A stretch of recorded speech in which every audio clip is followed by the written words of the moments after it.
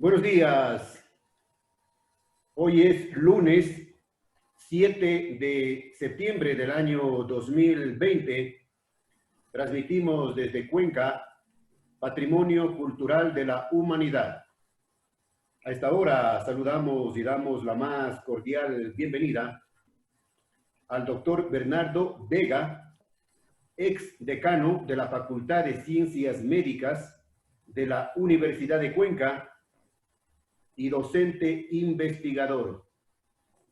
Doctor Vega, buenos días. Gracias por aceptar nuevamente la invitación. Esta es la tercera vez que nos ponemos en contacto por este medio para conocer resultados de las investigaciones efectuadas por un equipo médico a nivel internacional. ¿Qué noticias nos tiene? Adelante. Muy buenos días y realmente siempre es un placer y un gusto estar en su prestigioso medio de comunicación y a través de él extender un más cordial saludo a su audiencia, a su teleaudiencia en estos complejos momentos que atravesamos a nivel nacional. Efectivamente, a nivel internacional, más de 20 países estamos participando en una iniciativa social denominada ICP COVID, International Citizen Project, que justamente busca un poco ir haciendo un seguimiento, la efectividad que han tenido las medidas implementadas por los distintos gobiernos, entre ellas las medidas de restricción social, o la de restricción física, más bien dicho, sobre el número de casos y sobre la mortalidad que ha tenido o que estamos viviendo en la pandemia, ¿no?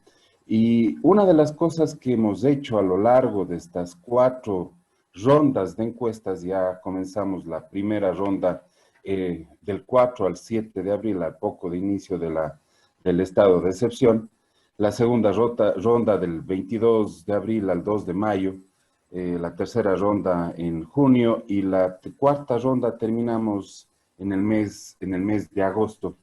Y hemos podido analizar un poco cómo va el comportamiento de las personas en cuanto al uso de las medidas de protección y hemos podido monitorizar cuáles son los factores que influyen sobre el cumplimiento de medidas, por ejemplo, como el uso de la mascarilla, como el distanciamiento físico, como el evitar reuniones, como el evitar viajes, etcétera. Hemos podido ir viendo algunos determinantes y también monitoreando el cumplimiento de estas recomendaciones, como a su vez del número de casos que se van presentando, como le mencionaba, a nivel nacional y a nivel local. ¿Cuáles o qué encontramos a lo largo de estas 4 rondas de encuestas que hemos hecho, principalmente con ciudadanos de aquí, de la provincia de La Suay, una encuesta en línea? Es que hemos visto que al inicio de la pandemia se fue ganando bastante en el uso, por ejemplo, de mascarilla, en el distanciamiento físico, en lavarse las manos regularmente, en el uso de gel. Pero para la cuarta ronda de la encuesta, para la cuarta etapa de la encuesta, hemos ido viendo que realmente las medidas se han ido relajando de alguna manera, pensaría que bastante acelerada en el largo del tiempo. Ha bajado el número de personas que siguen las reglas de distanciamiento, ha bajado el número que usa mascarilla, ha bajado el número de personas que obviamente se cubre la boca, el nariz a estornudar o se lava regularmente las manos, comparados inclusive con las 2 rondas anteriores. Y una de las cosas que nos llama la atención es que hasta un 10% de las personas que manifiestan síntomas parecidos a lo de la gripe siguen saliendo, es decir, posibles contagios o posibles personas que están infectadas siguen saliendo fuera del hogar. Es decir, 1 de cada 10 personas dentro de esta encuesta, un 10% aproximadamente, sale de su casa pese a tener síntomas gripales. Doctor Vega. Otra cosa que hemos ido, sí, dígame usted. Aquí le hago un paréntesis. Este relajamiento que usted señala nos está costando caro. Nos está pasando una factura bastante grande. Nos está pasando una factura bastante grande. Antes de referirme a esos datos, por ejemplo, otras mediciones que hacemos es los viajes, ¿no? Que los viajes que estaban prácticamente un 0.3% al inicio de la pandemia, ya tenemos un 6, un 10% de personas que han viajado, ¿no? O por ejemplo, algo que realmente mencionábamos y que conversábamos con usted en las entrevistas anteriores, el estar en reuniones con más de 10 personas en los últimos 7 días, esto se ha incrementado de un 3% que en la primera encuesta a un 15% en la última encuesta. Es decir, se ha incrementado altísimamente. Y, por ejemplo, de un 0%, 0.4% de viajar en bus o en vehículos con más de 10 personas, esto se ha incrementado a un 10%. La movilidad es algo evidente, ¿no? Y es algo que es justamente lo que usted menciona que pasa factura, ¿no? Eh, Al inicio de la pandemia, eh, y prácticamente las personas, del 80% de las personas se quedaba dentro del hogar. En la actualidad, o sea, evitando salir más de lo necesario, ahora lo hacen el 19% de las personas. Y de este 19% de las personas, un 9% recibe visitas o no ha recibido visitas, es decir, cumple un aislamiento, pues, principalmente personas de la tercera edad, personas que eh, pueden guardar un aislamiento domiciliario, solo el 1% de esas personas cumple, obviamente, el evitar visitas y las situaciones de vulnerabilidad que podría traer a ello. ¿Cómo se traduce esto en cifras? Definitivamente cada aumento de movilidad, cada incremento en la movilidad de las personas, incrementa el número de casos, ¿sí? Entonces, hemos hecho un recuento básicamente desde el inicio de la pandemia y los elementos que más movilidad habían generado o han generado y el resultado el número de casos. Por ejemplo, usted recordará el Día de la Madre, el 10 de mayo, de 555 casos subimos para el 26 de mayo, que cambió el semáforo en amarillo, a 815 casos, prácticamente un 30% más de casos. Del 26 de mayo, que cambió el semáforo de amarillo, ¿no es cierto?, que teníamos 815 casos, a esa fecha que ustedes recordará que el COE nacional propuso que se abran los cines, que haya una mayor relajación, que se permitan reuniones de personas del semáforo amarillo al 26 de junio, es decir, del 26 de mayo, perdón, al 30 de junio, los casos prácticamente se duplicaron en 1.762 casos, hablamos de la provincia de La Suay, ¿no? Y recuerde usted que posterior a esta medida de relajación, ¿no es cierto?, el POE volvió a retomar esta situación de reducir las reuniones, de establecer nuevamente la prohibición de venta de alcohol, pero ya esto con 3.033 casos. Posterior a esto vino el feriado del 10 de agosto y lo que estamos teniendo ahora es justamente el resultado del feriado del 10 de agosto, creo yo, con una consecuente retardo de casos. Son 999 casos registrados en la provincia de La Suay en esta última semana, solo en esta última semana, lo cual quiere decir, si hablamos de un velocímetro en un carro, la semana anterior estábamos 85 casos por día, 85 kilómetros por hora, pero ahora tenemos 142 casos por día. Quiera usted compararle 142 kilómetros por hora. A eso nos referimos con aceleración de los casos y el número de casos que se ha incrementado. Y esto pasa factura también en el número de muertes. Semana anterior. En este periodo, como usted señala en el documento, se han producido 16 muertes. Efectivamente, eso es lo que está registrado por los datos de la infografía que presenta el COE nacional, ¿no? Sin embargo, hay datos a veces que son un poquito más alarmantes presentados a nivel local. Pero sí, los datos oficiales hablan de 16 muertes en solo una semana. Si sumamos las muertes de los 15 últimos días, prácticamente son 31 muertes en estos 15 días, es decir, son dos muertes diarias. Es decir, la movilidad y de alguna manera ya la responsabilidad ciudadana también al relajar las medidas de distanciamiento, de uso de mascarilla, reuniones, movilidad, genera un incremento de casos. Y ahí sí le doy toda la razón, lo que usted mencionaba, nos ha pasado una factura muy cara y todavía la cuenta no ha sido saldada, no hemos llegado a meseta ni al pico, creo yo, y esperemos que de aquí en adelante más bien los casos se vayan reduciendo. Vamos de mal en peor. Yo pienso que realmente la situación es preocupante, ¿no?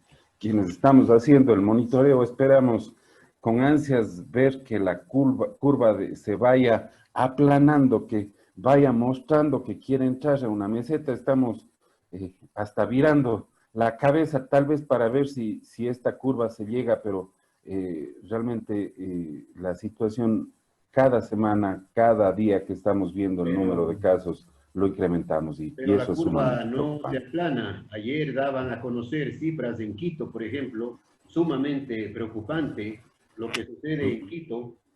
Se incrementan también diariamente los contagios en la capital de los ecuatorianos. Ahora le pregunto, doctor Vega, si la situación está así, ¿qué va a suceder en el país cuando en los próximos días termina el estado de excepción? Ahora habría Mire, que decir, Dios nos cuide. bueno, yo creo que hay escenarios que deben tomarse en cuenta, ¿no? Como le he indicado y como hemos podido registrar, todos los eventos que aumentan la movilidad de las personas evidentemente incrementan el número de casos y obviamente el número de muertes. A mayor número de casos, mayor número de necesidades hospitalarias y mayor número de pacientes en etapa crítica. Eso es realmente de alguna forma algo matemático. A nivel nacional, paradójicamente, el número de casos no se acelera tan rápido como en Cuenca. Por ejemplo, de la semana del 24 al 30 de agosto, en promedio había 765 casos al día, esto hablamos a nivel nacional, y del 31 de agosto al 6 de septiembre son 710 casos, es decir, una ligera reducción a nivel nacional. ¿Qué quiero decir con esto? Que no todos los cantones, no todas las provincias están en idéntica situación. Es decir, hay lugares donde realmente la tasa de transmisibilidad, el número de casos es menor que en la ciudad de Cuenca. Y alguna infografía que también presentó el propio Ministerio de Salud Pública el día de ayer a través de su cuenta, demostraba que Cuenca es una de las provincias con una de las más altas tasas todavía de positividad del virus en la sierra. Y esto da cuenta que definitivamente hay situaciones distintas o diversas que estarán afectando a distintas provincias y hay situaciones que estarán afectando de menor manera. ¿Qué quiero decir con esto? Que si bien en términos generales, ¿qué va a pasar después del 12 de septiembre?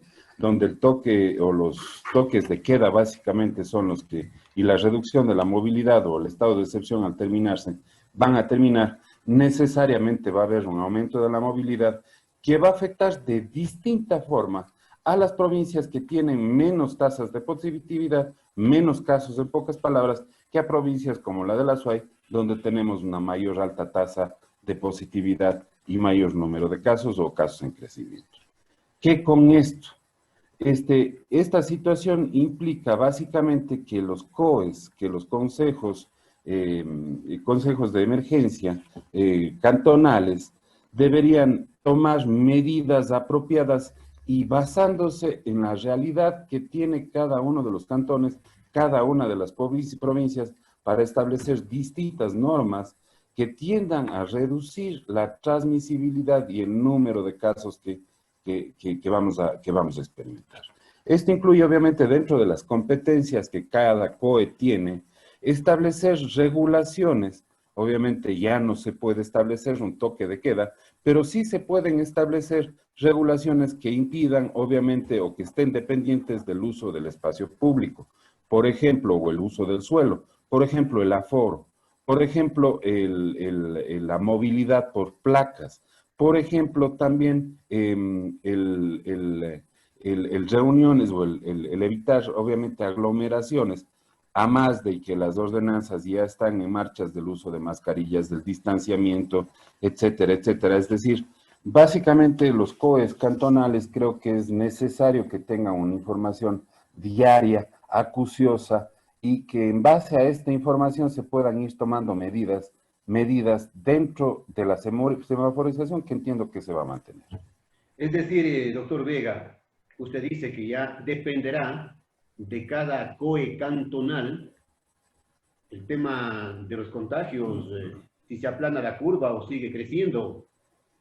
Y bueno, más que del COE, yo pienso que el COE nacional va a seguir funcionando, emitiendo directrices, pero el COE cantonal tiene ahora las competencias al suprimirse un estado de emergencia a nivel nacional, tiene las competencias para ir regulando en base a las características propias de cada cantón, de cada provincia, la movilidad que se va dando a las personas.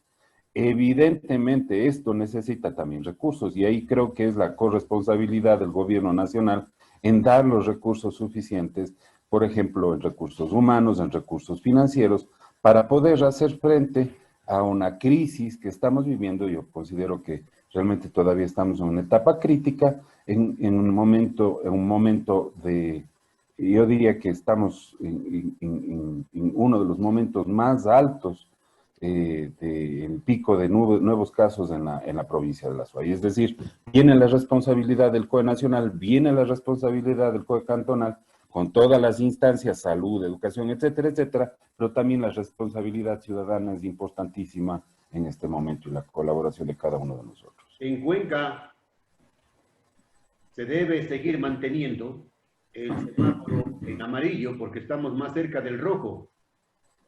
Efectivamente, yo creo que una de las cosas que ha demostrado costo-efectividad es la reducción de movilidad. Y lamentablemente usted puede ver a nivel internacional ejemplos donde una movilidad ampliada que ya había en ciudades españolas, en ciudades europeas, se ha dado un paso atrás y restringido algunos escenarios, por ejemplo, como bares, discotecas, etcétera, concretamente en algunas ciudades españolas. La medida de distanciamiento y la medida, obviamente, de ya limitar la movilidad a lo máximo posible ha tenido efectos. Fíjese usted que muchas veces el asunto se dice que va por lo económico y que la movilidad tiene que darse para mantener la economía. Le pongo dos ejemplos. China, donde comenzó el problema, tuvo un encierro total, prácticamente un encierro que ustedes recordarán en las noticias, a veces nos espeluznaba ver que ciudadano que salía en la calle prácticamente era espeluznante cómo era reducido y obligado a regresar a su casa. Tuvo un encierro de 59 días. Alemania tuvo un encierro prácticamente igual de 61 días, pero cumplidos esos procesos con una rigurosidad, digámoslo así, metódica, donde se evitó la movilidad, las consecuencias son otras. A partir de ese tiempo se abrieron rápidamente ya los distintos escenarios económicos en estos países y usted puede ver ahora a países o a europeos, países europeos como Alemania, que están disfrutando del verano, donde ya están abriéndose las escuelas, colegios, etcétera, etcétera, con cierto grado de normalidad, evidentemente con cuidados. ¿Qué quiero decir con esto? Que una medida de restricción, como fue justamente el semáforo en rojo, tuvo efectos en nuestra ciudad. El número de crecimiento de casos se enlenteció definitivamente durante el semáforo en rojo, pero a medida que aumentó la movilidad, evidentemente el número de casos aumentó.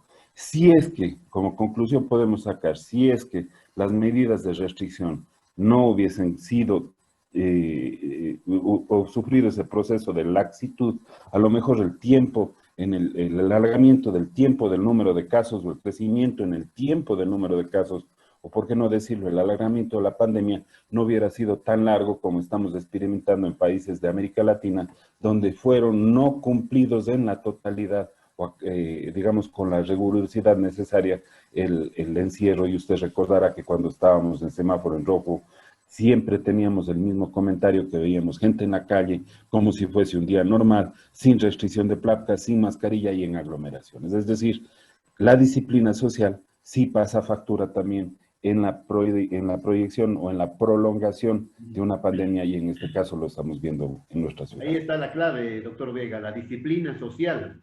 De eso dependerá lo que sucede en Cuenca. Yo creo que realmente es una corresponsabilidad. No podemos echar toda la carga a la ciudadanía, ¿no? Yo pienso que las entidades gubernamentales, los gobiernos autónomos descentralizados, las instancias de la gobernación, el Ministerio de Salud Pública, es decir, todas las instancias que están conformando el COE cantonal, son, digamos, responsables también de emitir normativas pertinentes para que obviamente con la colaboración de la ciudadanía de una manera ideal vaya reduciéndose al tiempo el número de casos. Creo que también es un deber de las instituciones de educación superior, las universidades, a través de la investigación, generar estos datos, generar esta sensibilización ciudadana para que podamos darnos cuenta y de alguna manera reaccionemos y podamos visibilizar la gravedad de la situación en la que estamos y generar una sensibilidad y un cambio de conducta, ¿no?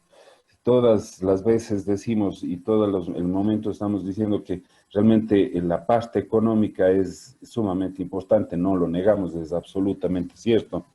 Pero ¿cuánto nos cuesta enfermarnos de coronavirus? ¿Qué pasa si no tenemos, un lugar público, que realmente son los escenarios, digamos, principales en la lucha contra el coronavirus? Si no tenemos un lugar público donde ocupar una cama de terapia intensiva, ¿quién tiene los recursos económicos suficientes para poder solventarse en una estancia larga en terapia intensiva? Es decir, creo que la responsabilidad social, lo que cada uno de nosotros haga, lo que cada uno de nosotros cumpla, y cada decisión que tomemos, a dónde vamos y con quién vamos, prácticamente el día de hoy se convierte en una decisión de vida o muerte. El personal de salud de los hospitales públicos está enviando SOS, pidiéndole a la gente, cuídese, porque ya no damos más.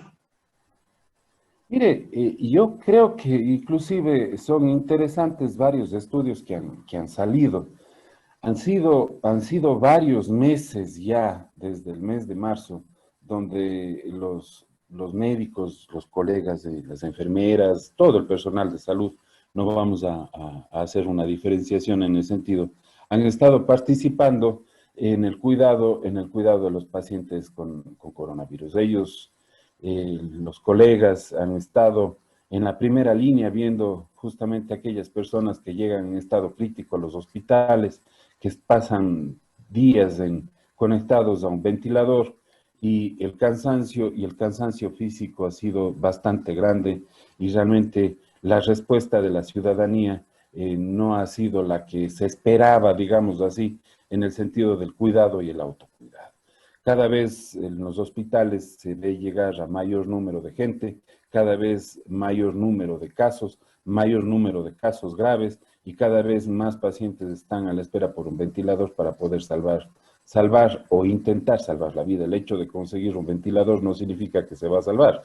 Es un paciente crítico que entra a ventilador, que es una situación. Creo que por ese lado, los mensajes de sensibilidad profesional, como lo hacen todos los servidores de la salud, tanto de los hospitales públicos como privados, hemos visto los mensajes de los colegas del Vicente Corral, del José Carrasco y de los hospitales privados, en este sentido, justamente, que evitemos llegar a terapia intensiva, evitemos contraer el virus, y obviamente evitemos enfermar. Creo que es un mensaje sensible, y además del cansancio, creo que es importante, como les decía, los recursos económicos necesarios para poder combatir tanto a nivel hospitalario como a nivel de atención primaria esta epidemia, y con los salarios que deben ser cancelados a tiempo a cada uno de los profesionales, que es absolutamente lamentablemente no se cancelan necesario. Lamentablemente no se cancelan a tiempo, y eso sí es un problema también sumamente grave, ¿no? Su colega Juan Carlos Salamea contaba, decía, la gente tiene que estar consciente del número de gente, de personas, de profesionales que se necesita para atender a un enfermo, a un contagiado con COVID. Efectivamente, efectivamente, no es solamente el número de ventiladores, no es solamente el número de camas, no es solamente el espacio físico. Sin los profesionales de la salud, el espacio físico es nada más que un cuarto y un ventilador es nada más que una máquina. Entonces, sí, efectivamente se necesita personal de salud, se necesita que este personal de salud tenga un trabajo con calidad, con calidez, hacia, obviamente, los enfermos, pero esta reciprocidad tiene que darse, obviamente, hacia quienes están, yo diría que exponiendo su propia vida, porque al hecho de tener un contacto mayor con un número de pacientes infectados, pone una situación de vulnerabilidad mayor a los profesionales de la salud versus otras personas en contacto al virus. Y creo que si bien en la SUAY no ha sido tan alto el número de personal de salud que se ha infectado con coronavirus, pero existe y obviamente las posibilidades de que esto siga ascendiendo están presentes. Es decir, la solidaridad y el hecho de cumplir con los desembolsos necesarios, no solamente para sueldos, sino también para insumos en el sector salud, son un derecho y son realmente absolutamente necesarios para quienes están combatiendo de frente y de cara,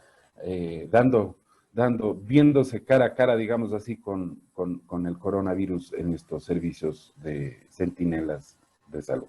Doctor Vega, una última consulta.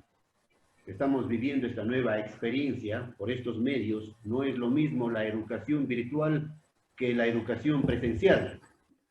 Efectivamente, efectivamente. Yo pienso que realmente es necesario en este momento, realmente creo que comenzar un año lectivo presencial con estas cifras que le acabo de mencionar no es procedente, no es lo correcto. Hay experiencias en Francia donde se han cerrado 20 escuelas que se abrieron a inicio de este año escolar, justamente por un contagio mayor de profesores y de familiares de los chicos que asisten a estas escuelas. Es decir, en un momento de crisis no podemos cambiar o relajar estas medidas. Ojo que la Organización Mundial de la Salud pone criterios muy claros para relajar las medidas.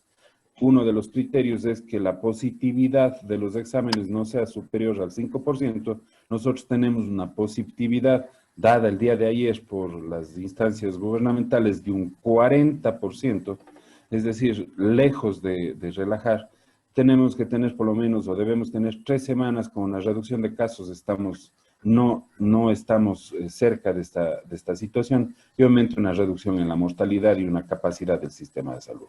Es decir, si bien la educación estamos conscientes de que hay estas limitaciones, hemos visto reportajes y obviamente es lo real, familias y niños, niñas, adolescentes y estudiantes universitarios que no tienen acceso a Internet, que no tienen las posibilidades también de disponer de un dispositivo móvil, una computadora, evidentemente excluye. Y ya mencionó la UNICEF que una de las grandes crisis para los años venideros va a ser el incremento o las tasas de ausentismo educacional y obviamente de crisis educativa a nivel mundial.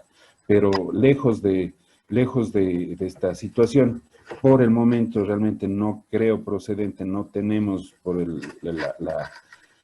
digamos así, no estamos en condiciones actualmente, creo yo, para iniciar un ciclo presencial en los colegios y escuelas y universidades a nivel local. Este es un proceso dinámico. Yo entiendo que a medida que vaya avanzando el año escolar, a medida que vaya cambiando las circunstancias en pandemia, a medida que se vaya literalmente reduciendo el número de casos, efectivamente tendrá que irse cambiando esta modalidad, pero por lo pronto también corresponde a las autoridades en el ramo buscar las posibilidades de insertar al mayor número de estudiantes en los sistemas educativos. Y creo que uno de los ejemplos que hemos visto bastante interesantes es, por ejemplo, en Nabón, me parece que el Internet es masivo y gratuito. Creo que al ser la educación un bien público, también en estos momentos de pandemia deberíamos buscar alternativas interesantes como esta, ¿no? Bien, gracias al doctor Bernardo Vega. Habrá que ver qué pasa una vez que concluya el estado de excepción, 15 días, 3 semanas, ojalá no pase nada malo. Esperemos realmente que los planes que se vayan implementando por el COE cantonal, que incluyan el seguimiento, el diagnóstico temprano, el diagnóstico ya casa a casa de pruebas positivas, el aislamiento y el seguimiento de estos casos positivos, vaya rindiendo efecto, y obviamente la responsabilidad o la corresponsabilidad ciudadana también tenga, o sea, un elemento fundamental para evitar lamentar un mayor número de decesos y un mayor número de casos de aquí a un mes prácticamente. Gracias, doctor Vega. En el mes de octubre volveremos nuevamente, si es posible, para ver qué es lo que ha sucedido. Le pediremos nuevamente un espacio de su tiempo para que nos cuente algunos detalles.